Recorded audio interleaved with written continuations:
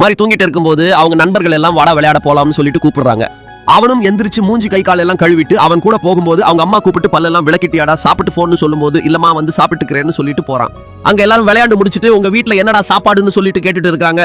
எல்லார் வீட்லயும் கறி சோறு மாதிரி வீட்டுல என்ன சாப்பாடு தெரியுமான்னு சொல்லும்போது கஞ்சி தாண்டா அப்படின்னு சொல்லி எல்லாரும் கலாய்ச்சி சிரிக்கிறாங்க. அதை கேட்ட அவனுக்கு ரொம்ப மனசு கஷ்டமாயிடுச்சு. அப்படியே சோகமா நடந்து வீட்டுக்கும் போறான். அங்க அவங்க அம்மா கஞ்சி ஊத்துறாங்க. எனக்கு இதெல்லாம் வேண்டாம், எனக்கு கறி சோறு தான் வேணும்னு சொல்லிட்டு கேட்கறான். அவங்க அம்மாவும் சொல்றாங்க தீபாவளி வரும்போது உனக்கு கறி சோறு ஆக்கி போடுறேன், இப்ப மட்டும் கஞ்சி சாப்பிடியான்னு சொன்னாலும் அந்த பையன் கேட்க மாட்டான். அந்த நேரத்துக்கு வந்து அவங்க அப்பாவும் கறி சோறு எல்லாம் கிடையாதுடா, இருக்கிறது சாப்பிட்டு வாயை மூடிட்டு இருக்க மாட்டியா சொல்லிட்டு கேட்கும்போது உனக்கு பீடி குடிக்க மட்டும் எப்படியா காசு வந்துச்சுன்னு சொல்லிட்டு கேட்கும்போது அவங்க அப்பாக்கு கோவம் வந்து அடிக்க போறாரு. அப்போ ஒரு கோழி பறந்து வருது. அவங்க அப்பா பார்த்ததும் அதை பிடிக்கலான்னு சொல்லிட்டு போகும்போது அந்த ஓனரும் வந்துடுறாங்க.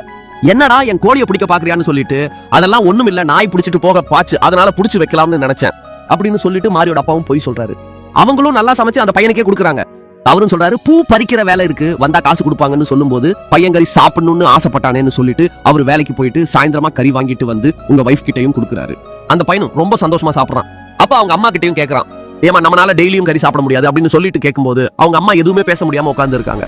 மாதிரி தூங்கினதுக்கு அப்புறம் அவங்க ரெண்டு பேரும் பேசிட்டு இருக்காங்க. இனிமேல் என் பையனுக்கு டெய்லியும் கறி சாப்பாடு போடணும், அதுக்கு நான் வேலைக்கு போக போறேன்னு சொன்னதும் அவங்க அம்மாவும் ரொம்ப சந்தோஷப்படுறாங்க.